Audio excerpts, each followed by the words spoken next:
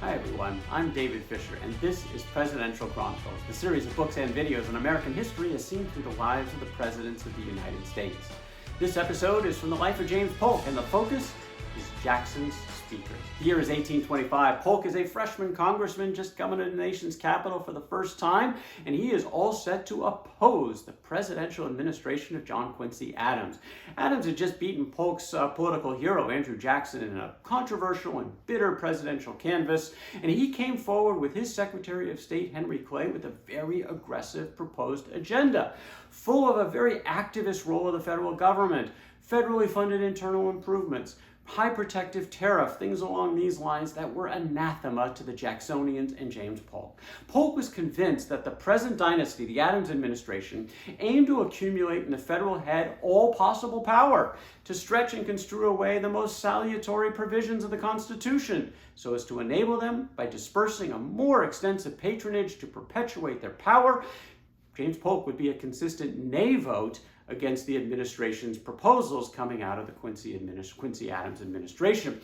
Polk was always going to be pro-Jackson, and one of the ways he first demonstrated this was early on in his congressional tenure when he came forward to propose a constitutional amendment to disband the Electoral College. The Jacksonians thought this was an undemocratic way to elect a president. After all, their guy had just won the popular vote in the election in 1824, yet he was denied the presidency in a vote that eventually took place in the House of Representatives. They thought this was undemocratic. Let's get rid of it. Proposal didn't go anywhere, but Jackson liked what Polk was doing, and in fact, they had a very tight correspondence going back and forth between Washington and Tennessee during Polk's tenure in the House.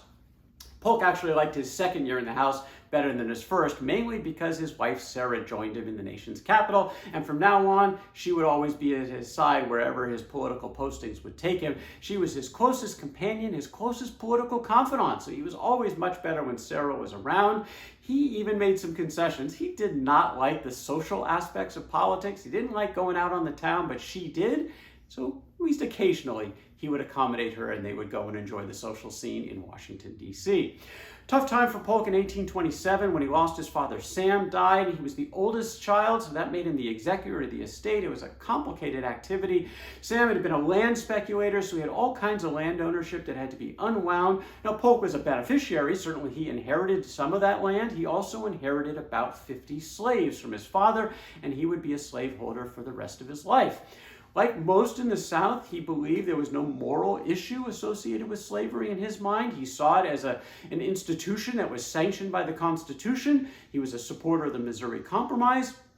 And most importantly, he believed that no state should try to tell another state what to do with its so-called domestic institutions. And that's something that he found very solidly behind throughout his entire political career. Personally, he reportedly treated his slaves reasonably well, mostly because he wanted them to be productive, but on occasion he would punish them when necessary, and he believed the whip was the best form of punishment, not something like jail. Polk said a slave dreads the punishment of stripes, whippings, more than he does imprisonment. And that description of punishment has, besides, a beneficial effect upon his fellow slaves. This was not an uncommon belief amongst the slaveholders and plantation owners in the South. Polk campaigned very hard for Jackson when the next presidential contest came around in 1828, a bitter rematch with the incumbent John Quincy Adams. Very aligned once again on almost every political topic between Polk and Jackson. They were against the same things. They were against internal improvement funding at the federal level, against high protective tariffs. They were against the Bank of the United States. They were against paper currency. And when Jackson won rather easily in 1828, it was time for some rewards. He handed out a lot of jobs to his political followers in the executive branch, but he also looked out for allies in the legislative branch because he had a lot of influence and he wanted allies to put his own economic agenda in place. In particular, that meant Ways and Means, the powerful committee in the House, and that's where he got a job for James Polk. Polk had one of the first things he did was something in support of a Jackson initiative. This was around the Bank of the United States that decided to apply for a recharter early, even though they knew that Jackson was opposed to the bank. They thought they might get an approval and not get a veto because he was up for re-election in 1832 when this came around. But Jackson decided to veto it anyway, and he had Polk completely in his camp in support. In Congress, the Ways and Means Committee had actually done a report on the Bank of the United States, and the chair, Julian Verplanck, came out with a positive belief around the bank. But Polk said, no, I disagree, and he wrote his own report. He said there is just ground to doubt whether there be soundness in the institution or proper precaution and responsibility in its management. Once again, completely aligned with Jackson, who then vetoed that recharter, controversial, but had the complete support of the likes of James Polk. Polk also was supportive of Jackson in the next controversy, tumultuous times in 1832, 1833, right around the time that Jackson was being reelected. This was over the tariff. The tariff, a high protective tariff, had been passed in 1828 under the Quincy Adams administration. The South hated this tariff. They called it the Tariff of Abominations. It was completely slanted to the north, trying to protect northern industries, and it was hurting international trade for the South. They thought it was unconstitutional. They thought it was bad policy. And when Congress tried to appease them with a modification of the tariff in 1832, it didn't go very well. So shortly after Jackson was reelected, his own vice president, John Calhoun of South Carolina, got together to push for nullification of this law in the state of South Carolina. Now Polk, just like Jackson, were very pro-states' rights. They did not believe the heavy hand of the federal government and that states should have freedom to make sort of its own rules on how it wants to behave. But they drew a line. They drew a really firm line when it came to things like nullification and secession, because the Union ultimately was most important. States' rights, yes, but only to a point. According to Polk, consolidation on the one hand and nullification on the other, as extremes, equally dangerous and equally to be avoided. In fact, Polk would support Jackson's push through Congress to get a military authorization bill to take the military into South Carolina if necessary to enforce this law that South Carolina had nullified. Fortunately, while that law passed, it wasn't necessary to implement because a companion bill, an accommodation to lower those tariff rates on a gradual basis over the next few years, that appeased South Carolina. They withdrew their nullification ordinance. But again, Jackson was ready to use the military, and Polk was ready to support him. After Jackson's re-election, there were more rewards to be handed out. And once again, James Polk was in line, chairman of House Ways and Means now, very powerful position. And he, once again, was a really important ally of the president when it came to a controversial political move. Bank of the United States, the recharter had been vetoed by Jackson, but it still had 4 years left on its charter, and Jackson didn't want to wait.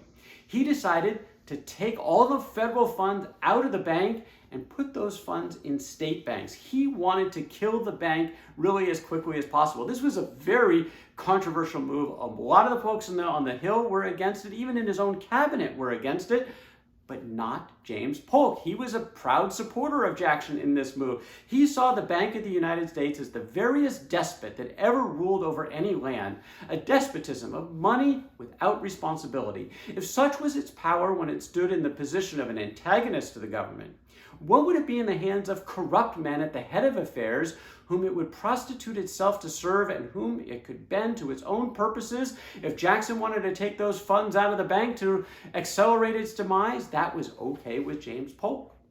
When the 1833 legislative session rolled around, Jackson decided to take the Speaker of the House and nominate him to be the new minister to Great Britain. This was Andrew Stevenson, and it created an opening for Speaker. Jackson wanted James Polk to get that job, again, to help push his own agenda as political ally. Well, Polk was neck and neck in the race with another gentleman from Tennessee by the name of John Bell. Bell had been a Democrat, but he had recently joined the Whigs, so now he's the political opposition. Bell and Polk were back and forth over the course of 10 ballots. Bell eventually won that race as the Speaker of the House. Jackson was distraught. Polk was upset about it, but he didn't give up. He was still chairman of Ways and Means. And a couple years later, opportunity came around again. December of 1835, this would be the last Congress under Andrew Jackson. They tried again, and really New York was going to be the key. If Polk could get the New York congressional delegation to support him, he should have a legitimate chance of becoming Speaker. And they got Martin Van Buren involved. Van Buren was the Vice President of the United States, very close to Jackson, not all that close to Polk at the time, but he helped behind the scenes to get New York behind Polk's candidacy, and James Polk, in December of 1835, became the Speaker of the House. The Speaker is a very powerful position in the federal government of the United States, really controls the agenda of the House, makes committee assignments, assigns committee chairs, ranking members, presides over the House when it's in session. At the time was third in the line of succession for the presidency after the vice president and the president pro tem of the Senate, so a very powerful position. It was also not an easy time to be Speaker. There were bitter rivalries between Jacksonian Democrats and Henry Clay's Whigs. They were fighting on all manner of topics, plus you had a different cleavage between the North and South over slavery that sometimes was even crossing party lines. And then when Van Buren became president, almost immediately the economy tanked, the Panic of 1837. And when Van Buren decided to stay the course with Jackson's economic policies, even though it was contributing to some tough times economically for the country, Polk was right there alongside. Very unpopular in parts of Congress, but Polk, as Speaker, continued to support the Jackson and Van Buren economic policies while the country continued to suffer. Perhaps the most contentious period or point of order in the House of Representatives during Polk's speakership came on the topic of slavery and came specifically on the topic of petitions.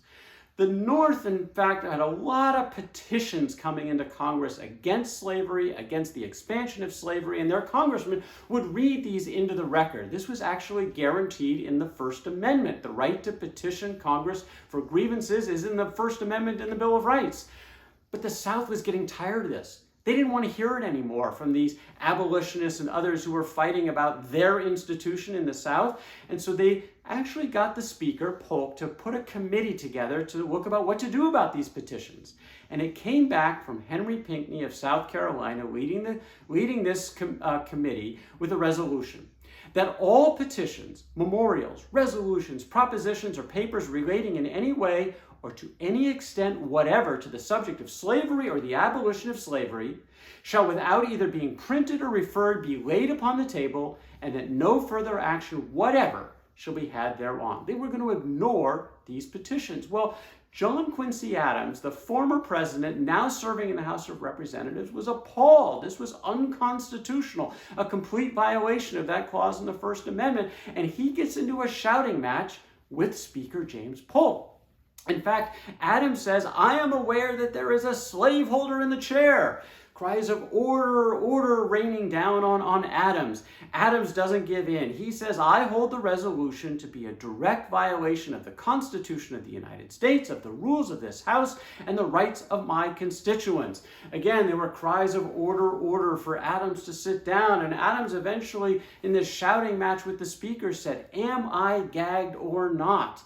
And in fact, he was, because Pinckney's resolution passed. They called it the Gag Rule on these petitions, which would not be heard in the House of Representatives for another 8 years, even though Adams would continue to fight to get them back in. In this case, Polk won this debate with Adams. Very controversial and contentious moments in the House of Representatives. There were a lot of those, and this is one area where Polk and Jackson differed, and thank goodness for it, because we're talking about the institution of duels.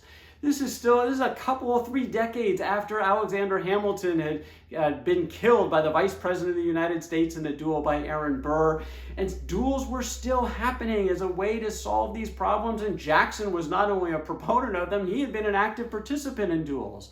Well, James Polk was challenged to a couple of duels while he was a member of the Congress, including as Speaker of the House. In one case, there was a gentleman who came after him by the name of Thomas Arnold. Arnold thought that he had won his congressional race. It was disputed. He came to Washington, D.C. to have it be resolved, got into a dispute with one of James Polk's friends who came to his defense. In any case, Arnold went to the press and said, "I pronounce James K. Polk of Tennessee to be a coward, a puppy, a liar, and a scoundrel generally." Well, this was a dual challenge, as Jackson certainly knew. If Jackson saw that, he would have been on the dueling ground within a few hours. Polk, thankfully, ignored it.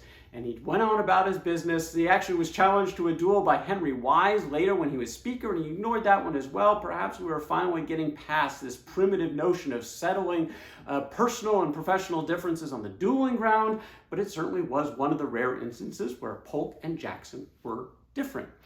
The country was certainly beginning to shift at this point. 12 years of Jackson and Van Buren, the Panic of 1837, things not going so well. The Whigs were on the ascendancy. In fact, in Tennessee, Polk was one of only 2 Democrats left in the House of Representatives from the state. Everything else had gone to the Whigs, who were growing nationally, and his speakership was clearly at risk.